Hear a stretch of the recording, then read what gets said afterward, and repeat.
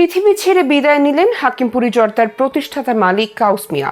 সুদীর্ঘ জীবনে হাকিমপুরী জর্দাকে টেনে এনেছেন আজকের অবস্থানে, যেখানে ব্যবসায়ী হিসেবে টানা 15 বছর ধরে বাংলাদেশের সেরা করদাতা হিসেবে করেছেন অনন্য এক কীর্তি, যে রেকর্ড নেই আর কারোই।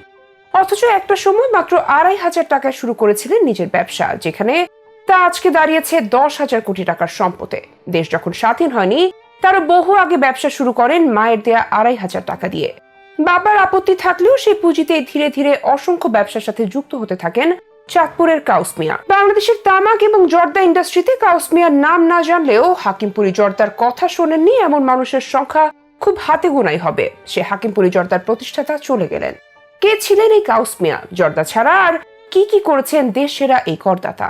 বাংলাদেশের তামাক ইন্ডাস্ট্রিতে অত্যন্ত সুপরিচিত এক নাম হাকিমপুরী জর্দা, যার প্রতিষ্ঠাতা হাজী মোহাম্মদ কাউস মিয়া। তবে কাউস মিয়া হিসেবেই পরিচিত সবখানে, বিশেষ করে দেশের রাজস্ব বোর্ড NBR এর কাছে এই নামটা অত্যন্ত জনপ্রিয়, কারণ টানা 15 বছর ধরে সেরা করদাতা হিসেবে রেকর্ড গড়েছেন এই ব্যবসায়ী। তবে বার্ধক্যজনিত কারণে 94 বছর বয়সে শেষ নিঃশ্বাস ত্যাগ করেছেন তিনি। হাকিমপুরী জর্দার মালিক কাউস মিয়া পরিচিত ছিলেন জর্দা টাকুইন হিসেবে। 26 বছর ধরে তিনি বাংলাদেশের শীর্ষ করদাতাদের একজন ছিলেন। গত 24 জুন দিবাগত রাত 1টার দিকে রাজধানীর আসগর আলী হাসপাতালে চিকিৎসাধীন অবস্থায় তিনি মারা যান বলে নিশ্চিত করেছেন কাউস মিয়ার নাতি আনোয়ার সাদাত। মৃত্যুকালে স্ত্রী 8 ছেলে ও 8 মেয়ে রেখে গেছেন কাউস মিয়া। এর আগে 2021-22 করবর্ষে সিনিয়র সিটিজেন ক্যাটাগরিতে সেরা করদাতার পুরস্কার পেয়েছেন কাউস মিয়া। তবে এর আগের কয়েক বছরে তিনি ব্যবসায়ী ক্যাটাগরিতে সেরা করদাতার পুরস্কার পেয়েছেন। দীর্ঘ 61 বছর ধরে কর দিচ্ছেন কাউস মিয়া। 1958 সাল থেকে কর দিয়ে আসছেন আলোচিত এই ব্যবসায়ী। 1966 সালে হয়েছিলেন তৎকালীন পূর্ব পাকিস্তানের শীর্ষ করদাতাও। 2019 সালে NBR এর এক অনুষ্ঠানে কাউস মিয়া বলেছিলেন, আগে টাকা পয়সা এখানে সেখানে রাখতাম, এতে নানা ঝামেলা ও ঝুঁকি থাকতো। 1958 সালে প্রথম কর দিয়ে ফ্রি হয়ে গেলাম। এরপর সব টাকা পয়সা ব্যাংকে রাখতে শুরু করলাম, হিসাব নিকাশ পরিষ্কার করে রাখলাম। 1931 সালের 26 আগস্ট চাঁদপুর শহরে জন্মগ্রহণ করেন কাউস মিয়া। তার পূর্বপুরুষরা ছিলেন তৎকালীন ত্রিপুরা রাজ্যের অধিবাসী। 1945 সালে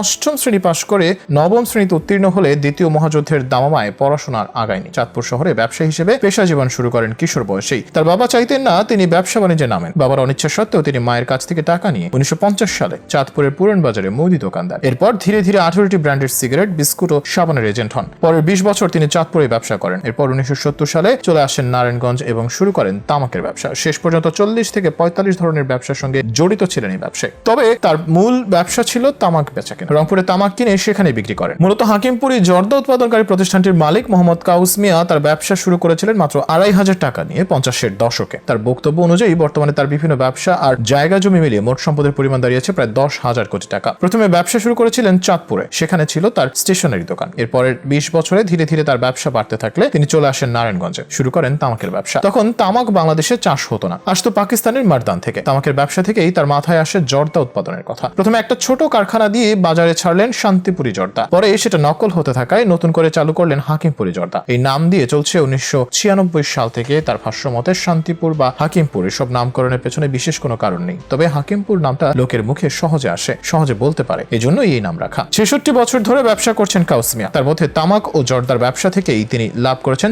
400-500 কোটি টাকা। করদাতা হিসেবে পাকিস্তান আমল থেকে পুরস্কৃত হয়ে আসছিলেন তিনি। এতবার সর্বোচ্চ করদাতা হতে পেরে নিজের খুশি প্রকাশ করেছিলেন গণমাধ্যমে। দেশের ইতিহাসে সবচেয়ে বেশি কর দিয়ে তৈরি করেছেন নতুন এক রাস্তা। চাইলে কোনো ধরনের কর ফাঁকি না দিয়েও ব্যবসা করা যায়, এমন মানসিকতা থাকলে টিকে থাকা যায় যুগের পর যুগ। অথচ আজকের দিনে কর ফাঁকি দিতে কতই না বাহানা খুঁজতে হয় আমাদের ব্যবসায়ীদের। সেখানে গত শতাব্দীর একজন প্রবীণ মানুষ যেন বুঝিয়ে দিয়ে গেলেন দেশকে ভালোবাসতে হয় কিভাবে, আর দেশকে ভালোবাসলে দেশও তার প্রতিদান দেয়। চলে গেলেন কাউস মিয়া, কিন্তু তার মৃত্যুতে বাংলাদেশ হারালো একজন সৎ এবং নির্ভীক মানুষ।